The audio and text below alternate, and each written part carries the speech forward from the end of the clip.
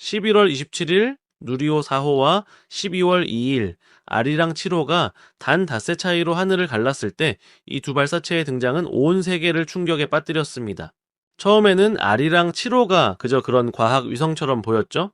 하지만 로켓 맨 꼭대기에 실린 정체불명의 탑재체에 대한 NSA의 긴급 분석 결과가 펜타곤을 뒤흔들었고, 위성의 외피 속에는 그동안 강대국들이 결사적으로 막으려 했던 금지된 기술이 숨어 있었습니다. 미국이 30년 동안 봉인해온 그 비밀을 한국이 독자적으로 완성해낸 것이죠. 단 한마디의 펜타곤은 곧바로 비상회의를 소집했고, CNN의 속보가 순식간에 시청률 1위를 차지했습니다. 전 세계에서 극소수만이 손에 넣은 신의 힘이라 불리는 그 기술 말입니다. 도대체 한국은 그동안 무엇을 준비해 온 것일까요? 저는 제임스 해링턴 미국 국무부 우주정책 부차관보입니다. 30년 넘게 미국의 우주 패권을 지켜온 사람이죠. 소련이 붕괴하고 중국이 부상하는 그 시간 동안 저는 단 한 번도 마음 놓고 잠든 적이 없었습니다. 그런데 이번엔 달랐습니다. 이번에는 동맹국이 바로 그 문제의 중심에 있었으니까요. 24시간 전 펜타곤 지하 3층의 상황실에서 그 보고서를 받았던 순간의 충격을 지금도 잊을 수 없습니다. NSA 극동지부에서 올라온 기밀첩이 보였죠. 한국이 이틀 뒤 쏘아 올릴 아리랑 7호의 광학 렌즈 사양이 우리 키홀-10부 정찰위성과 맞먹는다는 내용이었습니다. 해상도 0.25m 지상의 골프공까지 또렷이 식별할 수 있는 수준이죠. 회의실 안의 공기가 그대로 얼어붙었던 순간이 아직도 생생합니다. 국방부 차관이 테이블을 세게 두드렸습니다. 이게 무슨 소리냐며, 한국은 분명 0.5m 해상도 제한조약에 서명했다며 목소리를 높였죠. 저 역시 쉽사리 믿기지 않았습니다. 한미우주협력 양해각서 3조 2항, 우리가 기술을 제공하는 대신 한국은 정찰위성 해상도를 연 5m 이하로 제한한다는 조항이었습니다. 그런데 그들이 이를 깨뜨린 것입니다. 이어서 CIA 국장이 추가 보고를 올렸죠. 한국항공우주연구원이 3년 전부터 독자적으로 렌즈 개발에 착수했다는 것이었습니다. 우리의 감시를 완벽히 피해가면서요. 독일도 프랑스도 아닌 바로 한국이요. 저는 그 자리에서 곧바로 결정을 내렸습니다. 직접 가야겠다고 말이죠. VIP 차량이 청와대로 향하는 동안 저는 서류 가방에서 양해각서 사본을 꺼내 들고 빨간 줄이 쳐진 3조 2항을 다시 읽었습니다. 단순한 기술 문제가 아니라 한국이 우리의 영향력에서 벗어나기 시작했다는 강력한 신호였죠. 30년간 쌓아온 기술 종속의 사슬이 끊어지는 소리가 들려오는 듯 했습니다. 청와대 국가안보실 회의실은 생각보다 아담했습니다.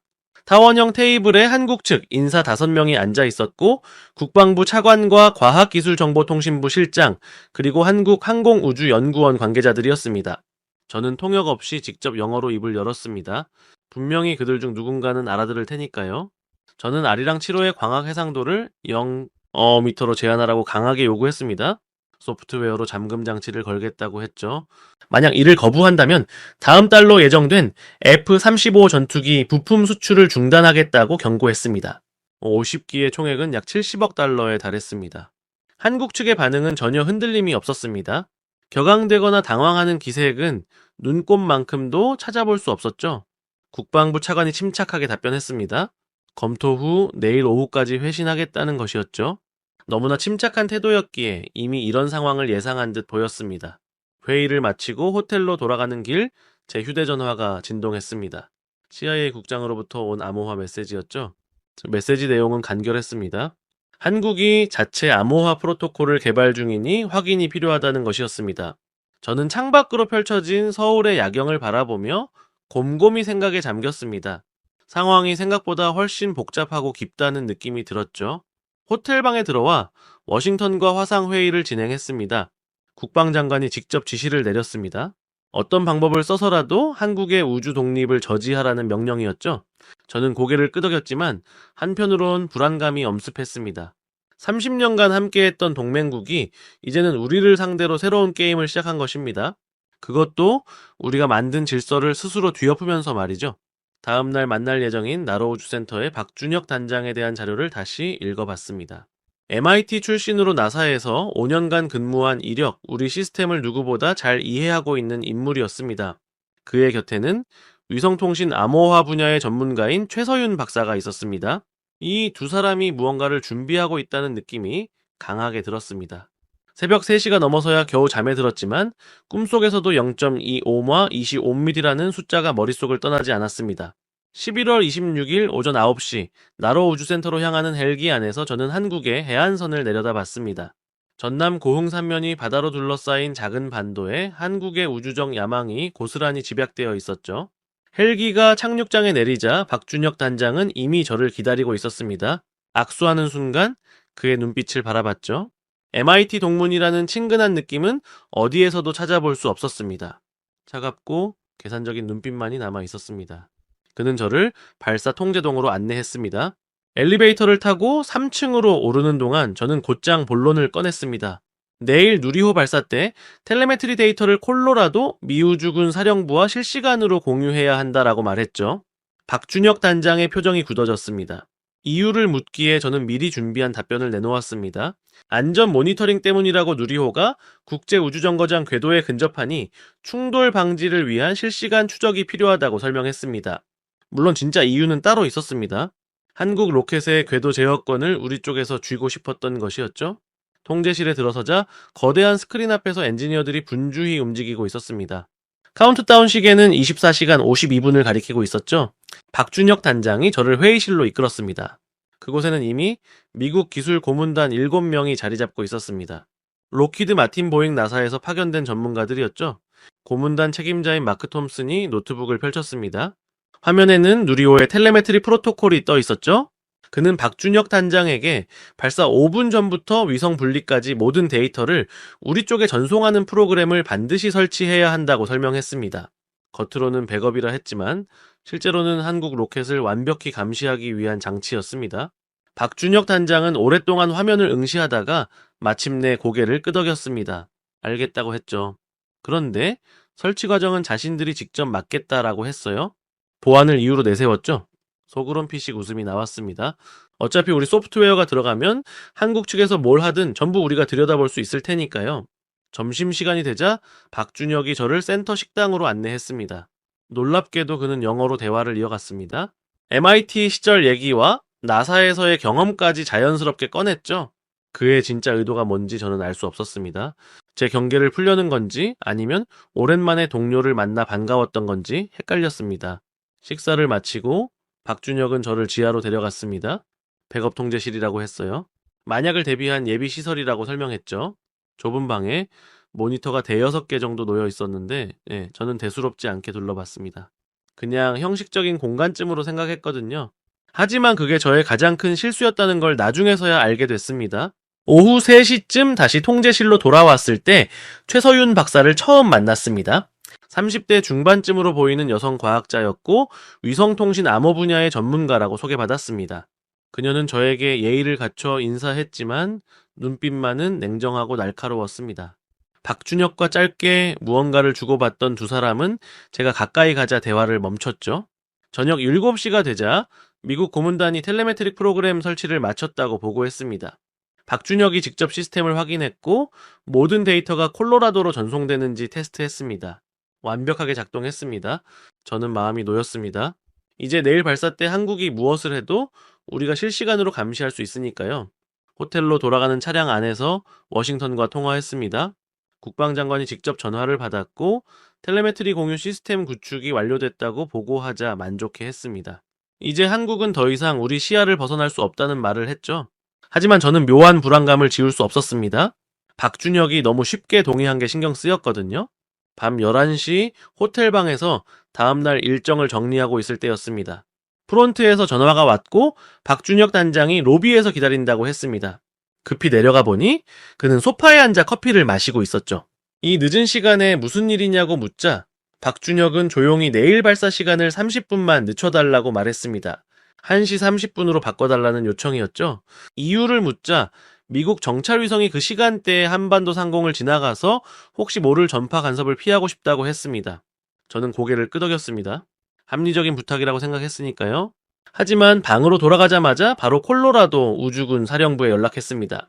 새벽 1시 30분 한반도 상공의 위성 배치 현황을 확인해 달라고 요청했죠. 30분쯤 뒤에 답이 왔습니다. 그 시간대에는 우리 정찰위성이 없다는 것이었죠. 박준혁이 거짓말을 한 겁니다. 저는 창밖을 바라봤습니다. 서울의 불빛들이 반짝이고 있었고 그들이 뭔가 숨기고 있다는 확신이 들었습니다. 하지만 우리가 이미 텔레메트리 시스템을 완전히 장악했으니 어떤 수를 쓰더라도 결국 들통날 거라고 생각했습니다. 노트북을 켜서 내일 새벽 발사에 대비한 대응 시나리오를 작성하기 시작했습니다.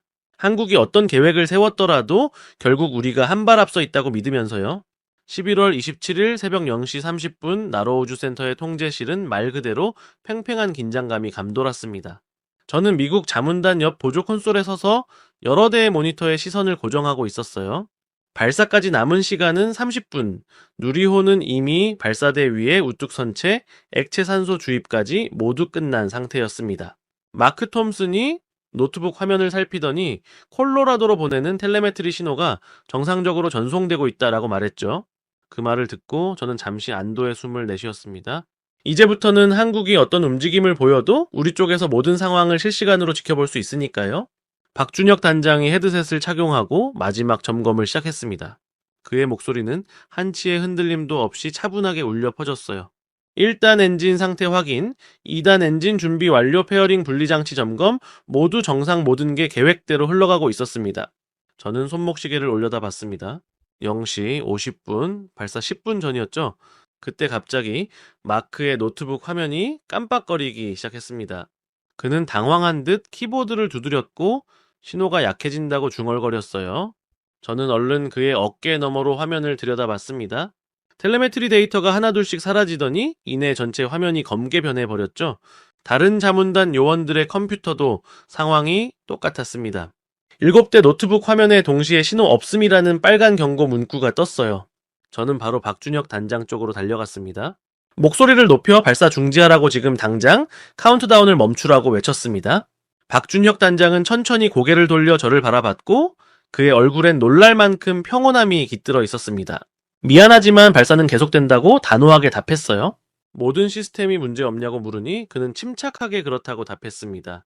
저는 그의 팔을 붙잡고 우리 텔레메트리가 완전히 끊어졌으니 이건 비상 상황이라고 다시 한번 소리쳤죠. 그런데도 통제실 안의 한국 엔지니어들은 아무도 흔들리지 않고 오히려 더 집중해서 각자의 모니터를 주시하고 있었습니다. 바로 그때였어요. 이들에게는 우리와는 완전히 별개의 시스템이 작동하고 있다는 걸 깨달았습니다. 자, 우리가 보고 있는 화면과 그들이 보는 화면이 다르다는 사실이 머리를 스쳤죠. 카운트다운은 멈추지 않고 계속 진행됐습니다. 109.8 박준혁 단장의 목소리가 통제실 전체에 힘차게 울려 퍼졌습니다. 저는 마크에게 콜로라도에 긴급 연락하라고 한국이 통제불능 상태에 들어갔다고 보고하라고 소리쳤죠. 하지만 마크는 고개를 저으며 위성통신도 안 된다고 답했습니다. 5, 4, 3, 2, 1 점화 발사대에서 거대한 불길이 솟구치고 누리호가 하늘로 솟아오르는 모습이 통제실 벽면의 대형 스크린에 그대로 펼쳐졌습니다. 오렌지색 화염이 새벽의 어둠을 가르며 힘차게 상승했습니다. 저는 속수무책으로 그 장면을 바라볼 수밖에 없었습니다. 우리의 감시망이 완전히 무력화된 상황이었으니까요. 1분이 지나자 누리호는 음속을 돌파했고 2분 30초에는 1단 분리 성공, 3분 50초에는 페어링 분리까지 완벽하게 이루어졌습니다. 하지만 우리 쪽 화면엔 여전히 아무것도 뜨지 않았어요. 검은 화면과 신호 없음이라는 경고만 깜빡이고 있었습니다. 8분 47초 2단 엔진 연소 종료 위성 분리 준비 신호가 울렸습니다. 박준혁 단장이 마지막 명령을 내렸죠. 위성 분리. 그 순간 통제실이 환호로 뒤덮였습니다. 누리호 4차 발사 성공의 순간이었습니다. 한국 엔지니어들이 서로 손을 맞잡고 포옹하는 장면이 이어졌죠. 바로 그때였습니다. 마크의 노트북 화면이 다시 켜지면서 텔레메트리 데이터가 복구됐습니다. 하지만 이미 모든 것이 끝난 뒤였어요. 위성은 분리됐고 누리호는 궤도에 안착한 상황이었습니다. 우리가 확인할 수 있었던 거는 발사 후에 남겨진 데이터뿐이었죠. 저는 박준혁 단장에게 다가가 이게 도대체 무슨 일이냐고, 왜 우리 시스템을 차단했냐고 따져 물었습니다. 박준혁은 뭔가 의심스럽다는 표정으로 저를 바라봤습니다. 차단이라니 우리는 아무 행동도 하지 않았다고 했죠. 이 지역에서 가끔 전파 장애가 발생한다며 단순한 일시적 현상일 거라고 설명했습니다. 저는 그의 눈을 정면으로 응시했습니다. 거짓말이라는 걸 분명히 알았지만 손에 잡히는 증거는 없었습니다. 우리 시스템에는 단지 신호 손실 기록만 남아 있었고 해킹이나 조작의 흔적조차 찾을 수 없었으니까요. 네, 모든 것이 정말 전파 장애처럼 보이도록 교묘하게 위장되어 있었습니다. 새벽 2시쯤 저는 통제실을 빠져나왔습니다. 복도에서 담배를 피우려고 하는데 우연히 최서윤 박사가 동료 연구원과 나누는 대화를 듣게